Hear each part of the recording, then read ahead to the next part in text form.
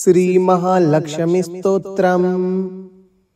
अनाद्यनन्तरूपां त्वां जननीं सर्वदेहिनां श्रीविष्णुरूपिणीं वन्दे महालक्ष्मीं परमेश्वरीं। नामजात्यादिरूपेण स्थितां त्वां परमेश्वरीं श्रीविष्णुरूपिणीं वन्दे महालक्ष्मी परमेश्वरीं।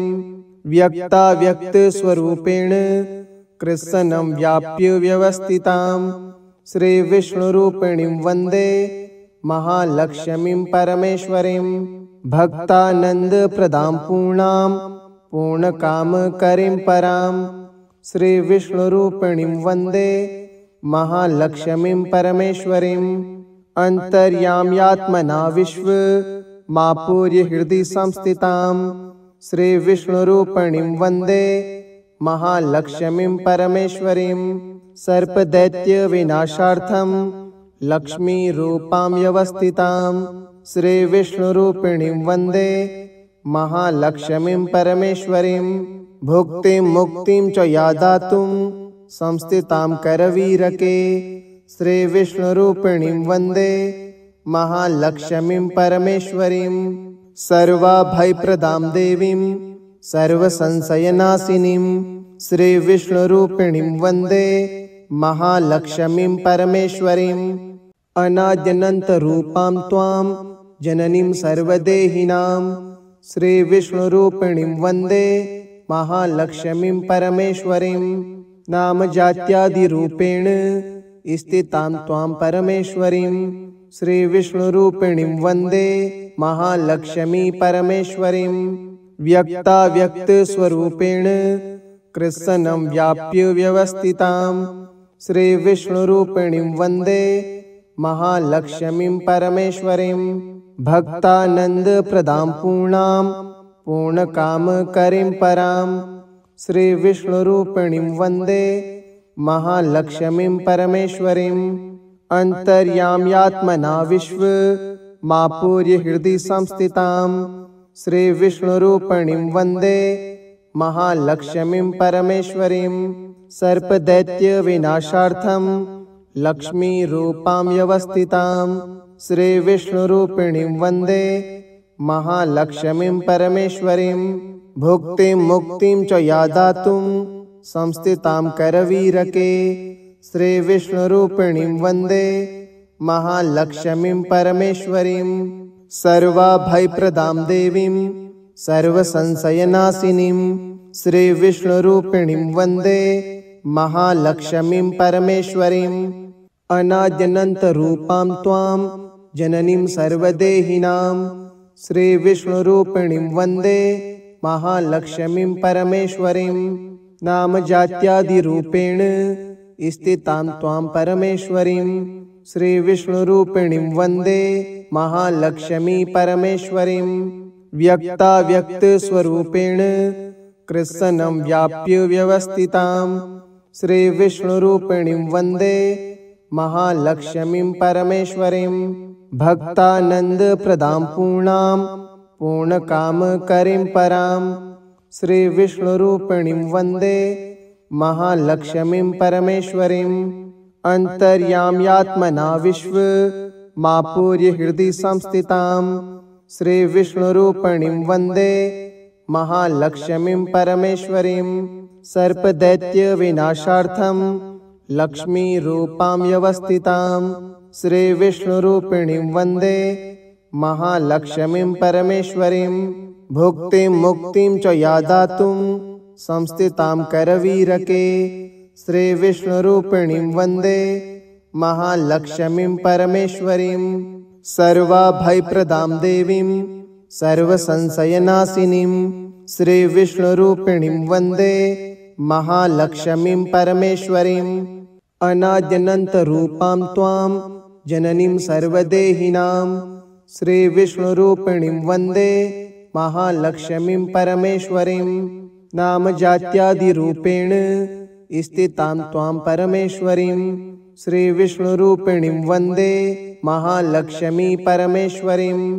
व्यक्ताव्यक्तस्वरूपेण कृत्स्नं व्याप्य व्यवस्थितां श्रीविष्णुरूपिणीं वन्दे महालक्ष्मीं परमेश्वरीं भक्तानन्दप्रदां पूर्णां पूर्णकामकरीं परां श्रीविष्णुरूपिणीं वन्दे महालक्ष्मीं परमेश्वरीं अन्तर्याम्यात्मना विश्वमापूर्य हृदि संस्थितां श्रीविष्णुरूपिणीं वन्दे महालक्ष्मीं परमेश्वरीं सर्पदैत्यविनाशार्थं लक्ष्मीरूपां व्यवस्थितां श्रीविष्णुरूपिणीं वन्दे महालक्ष्मीं परमेश्वरीं भुक्तिं मुक्तिं च या दातुं संस्थितां करवीरके श्रीविष्णुरूपिणीं वन्दे महालक्ष्मीं परमेश्वरीं सर्वाभयप्रदां देवीं सर्वसंशयनाशिनीं श्रीविष्णुरूपिणीं वन्दे महालक्ष्मीं परमेश्वरीं अनाद्यनन्तरूपां त्वां जननीं सर्वदेहिनां श्रीविष्णुरूपिणीं वन्दे महालक्ष्मीं परमेश्वरीं नामजात्यादिरूपेण स्थितां त्वां परमेश्वरीं श्रीविष्णुरूपिणीं वन्दे महालक्ष्मी परमेश्वरीं व्यक्ताव्यक्तस्वरूपेण कृत्स्नं व्याप्य व्यवस्थितां श्रीविष्णुरूपिणीं वन्दे महालक्ष्मीं परमेश्वरीं भक्तानन्दप्रदां पूर्णां पूर्णकामकरीं परां श्रीविष्णुरूपिणीं वन्दे महालक्ष्मीं परमेश्वरीं अन्तर्याम्यात्मना विश्वमापूर्य हृदि संस्थितां श्रीविष्णुरूपिणीं वन्दे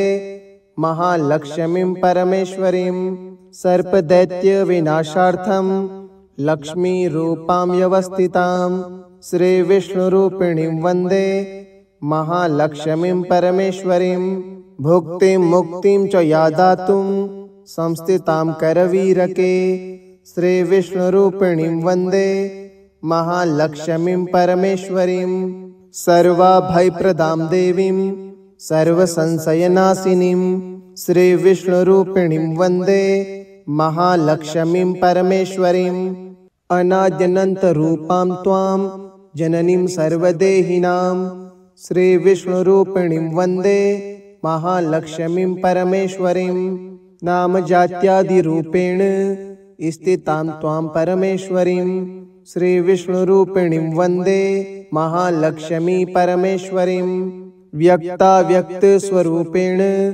कृत्स्नं व्याप्य व्यवस्थितां श्रीविष्णुरूपिणीं वन्दे महालक्ष्मीं परमेश्वरीं भक्तानन्दप्रदां पूर्णां पूर्णकामकरीं परां श्रीविष्णुरूपिणीं वन्दे महालक्ष्मीं परमेश्वरीं अन्तर्याम्यात्मना विश्वमापूर्य हृदि संस्थितां श्रीविष्णुरूपिणीं वन्दे महालक्ष्मीं परमेश्वरीं सर्पदैत्यविनाशार्थं लक्ष्मीरूपां व्यवस्थितां श्रीविष्णुरूपिणीं वन्दे महालक्ष्मीं परमेश्वरीं भुक्तिं मुक्तिं च या दातुं संस्थितां करवीरके श्रीविष्णुरूपिणीं वन्दे महालक्ष्मीं परमेश्वरीं सर्वाभयप्रदां देवीं सर्वसंशयनाशिनीं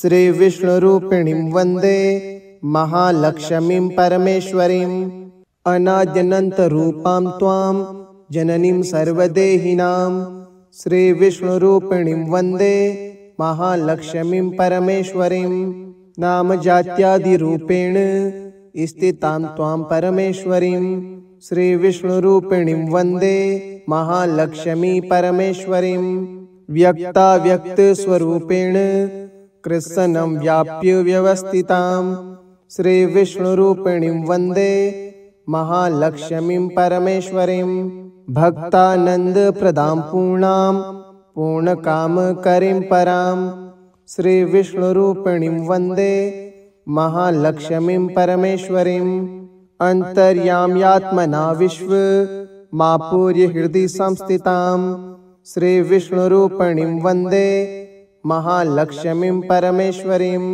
सर्पदैत्यविनाशार्थं लक्ष्मीरूपां व्यवस्थितां श्रीविष्णुरूपिणीं वन्दे महालक्ष्मीं परमेश्वरीं भुक्तिं मुक्तिं च या दातुं संस्थितां करवीरके श्रीविष्णुरूपिणीं वन्दे महालक्ष्मीं परमेश्वरीं सर्वाभयप्रदां देवीं सर्वसंशयनाशिनीं श्रीविष्णुरूपिणीं वन्दे महालक्ष्मीं परमेश्वरीं अनाद्यनन्तरूपां त्वां जननीं सर्वदेहिनां श्रीविष्णुरूपिणीं वन्दे महालक्ष्मीं परमेश्वरीं नामजात्यादिरूपेण स्थितां त्वां परमेश्वरीं श्रीविष्णुरूपिणीं वन्दे महालक्ष्मी परमेश्वरीं व्यक्ताव्यक्तस्वरूपेण कृत्स्नं व्याप्य व्यवस्थितां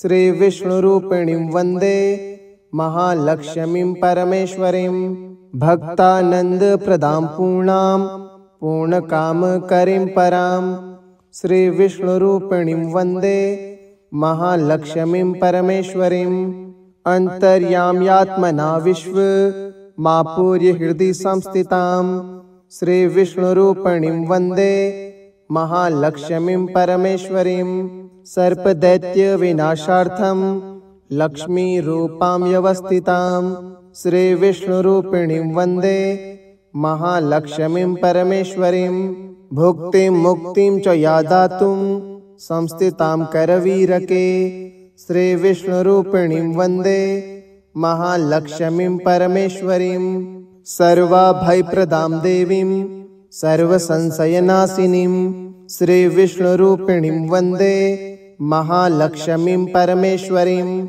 अनाद्यनन्तरूपां त्वां जननीं सर्वदेहिनां श्रीविष्णुरूपिणीं वन्दे महालक्ष्मीं परमेश्वरीं नामजात्यादिरूपेण स्थितां त्वां परमेश्वरीं श्रीविष्णुरूपिणीं वन्दे महालक्ष्मी परमेश्वरीं व्यक्ताव्यक्तस्वरूपेण कृत्स्नं व्याप्य व्यवस्थितां श्रीविष्णुरूपिणीं वन्दे महालक्ष्मीं परमेश्वरीं भक्तानन्दप्रदां पूर्णां पूर्णकामकरीं परां श्रीविष्णुरूपिणीं वन्दे महालक्ष्मीं परमेश्वरीं अन्तर्याम्यात्मना विश्वमापूर्य हृदि संस्थितां श्रीविष्णुरूपिणीं वन्दे महालक्ष्मीं परमेश्वरीं सर्पदैत्यविनाशार्थं लक्ष्मीरूपां व्यवस्थितां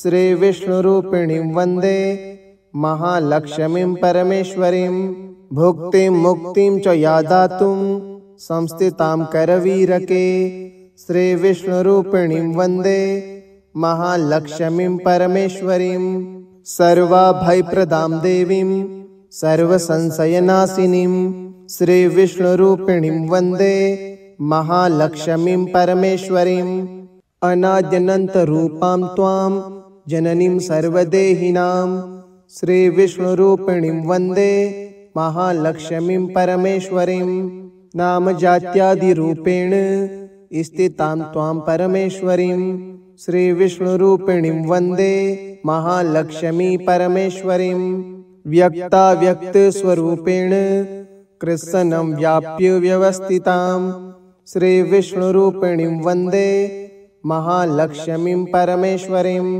भक्तानन्दप्रदां पूर्णां पूर्णकामकरीं परां श्रीविष्णुरूपिणीं वन्दे महालक्ष्मीं परमेश्वरीं अन्तर्याम्यात्मना विश्वमापूर्य हृदि संस्थितां श्रीविष्णुरूपिणीं वन्दे महालक्ष्मीं परमेश्वरीं सर्पदैत्यविनाशार्थं लक्ष्मीरूपां व्यवस्थितां श्रीविष्णुरूपिणीं वन्दे महालक्ष्मीं परमेश्वरीं भुक्तिं मुक्तिं च या दातुं संस्थितां करवीरके श्रीविष्णुरूपिणीं वन्दे महालक्ष्मीं परमेश्वरीं सर्वाभयप्रदां देवीं सर्वसंशयनाशिनीं श्रीविष्णुरूपिणीं वन्दे महालक्ष्मीं परमेश्वरीं अनाद्यनन्तरूपां त्वां जननीं सर्वदेहिनां श्रीविष्णुरूपिणीं वन्दे महालक्ष्मीं परमेश्वरीं नामजात्यादिरूपेण स्थितां त्वां परमेश्वरीं श्रीविष्णुरूपिणीं वन्दे महालक्ष्मी परमेश्वरीं व्यक्ताव्यक्तस्वरूपेण कृत्स्नं व्याप्य व्यवस्थितां श्रीविष्णुरूपिणीं वन्दे महालक्ष्मीं परमेश्वरीं भक्तानन्दप्रदां पूर्णां पूर्णकामकरीं परां श्रीविष्णुरूपिणीं वन्दे महालक्ष्मीं परमेश्वरीं अन्तर्याम्यात्मना विश्वमापूर्य हृदि संस्थितां श्रीविष्णुरूपिणीं वन्दे महालक्ष्मीं परमेश्वरीं सर्पदैत्यविनाशार्थं लक्ष्मीरूपां व्यवस्थितां श्रीविष्णुरूपिणीं वन्दे महालक्ष्मीं परमेश्वरीं भुक्तिं मुक्तिं च या दातुं संस्थितां करवीरके श्रीविष्णुरूपिणीं वन्दे महालक्ष्मीं परमेश्वरीं सर्वाभयप्रदां देवीं सर्वसंशयनाशिनीं श्रीविष्णुरूपिणीं वन्दे महालक्ष्मीं परमेश्वरीम् इति श्रीमहालक्ष्मीस्तोत्रं सम्पूर्णम्।